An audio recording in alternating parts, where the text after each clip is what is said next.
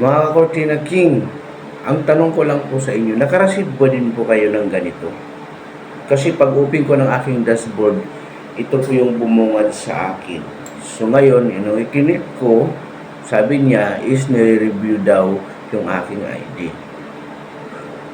So nangyari, pag click ko na lang done.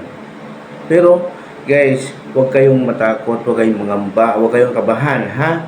Pumunta kayo sa profile ninyo kung sino yung nakahawak ng iyong account or page man yan. Pumunta kayo sa profile ninyo, hanapin nyo yung notification na katulad nito. Ayan.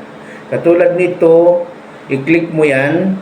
Pag na-click mo yan, maglagay ka ngayon ng selfie, maglagay ka ng ID, at tapos maglagay ka ng statement account or statement ng yung PayPal na napatunay na nare-receive mo yung sahod mo kay Facebook. Katulad nitong ginawa ko. So, ang ginawa ko, nag-picture ako ng ID, sinubmit ko, naglagay ako ng statement ng ating PayPal, and syempre nag-selfie ako. Madali lang naman yung selfie. Ganon-ganon ka lang, ganon. Taas pa ba? Dito. Tapos pag nag-green na, okay na yon. So, i-submit mo na. So, mag-antay ka na lang kasi sa nakalagay doon, yan, basahin nyo na lang kung ilang araw yan. Or 3 to 5 days yata yan, or hindi ko lang alam, or 1 week yan. So, babalik din ulit. So, bine-verify lang ni Meta kung talagang sa atin talaga yung account. Nagtaka nga ako, sabi ko, chinik ko agad yung aking PayPal, yung aking account. Tiningnan ko dun yung nakahawak ng aking account. Baka mamaya, napasok na ako ng hacker. Sabi ko, bakit nagkaroon ako ng problema? So, pero, yan, kung mapapansin mo, mayroon siyang alert, pero nakalagay dito sa taas, di ba? Good, naka-green siya. Earnings, tuloy-tuloy earnings ko, pero sa akin, yung akin lang payment, yun. Bali, bine-verify lang talaga ni Meta kung talagang atin talaga yun. So, guys, kung page po ang gamit ninyo, hindi nyo po makikita ito. Yan, hindi nyo makikita yan. So, pumunta kayo dun sa profile. Doon yan mag-a-appear. Hanapin mo yung notification. Hanapin mo lang. Then, makikita mo yan. Pag nakita mo yan, i-click mo yan. Then, may tatlo dyan. 1, 2, 3. Take selfie. Yan.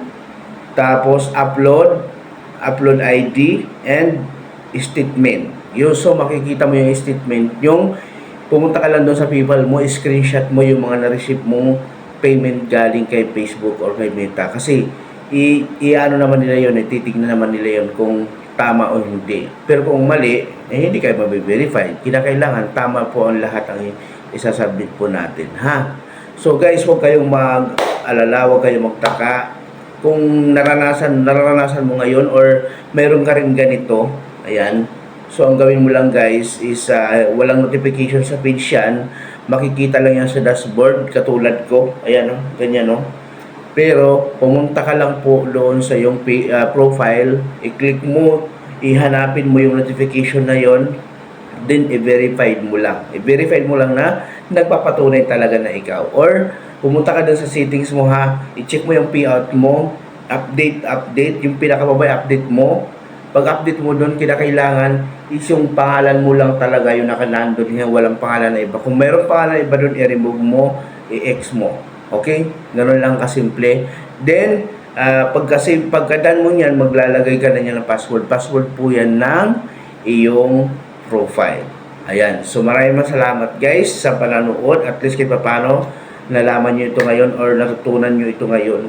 Kahit paano, nagkaroon po kayo ng idea kung bakit nagkaroon po tayo ng ganitong alert sa ating mga payment. Ayan, walang problema yan. At least yan, safe tayo, binibiribay din. Hindi ako talagang atin talaga yan. Ayan, maraming salamat. Thank you for watching. And syempre, pa-share ito sa iyong mga kaibigan, sa iyong mga loved ones para syempre, maalaman din nila at ma-aware din sila kung bakit nagkakaroon tayo ng ganitong pangyayari sa ating mga account. Maraming salamat. Bye-bye. Cortina King.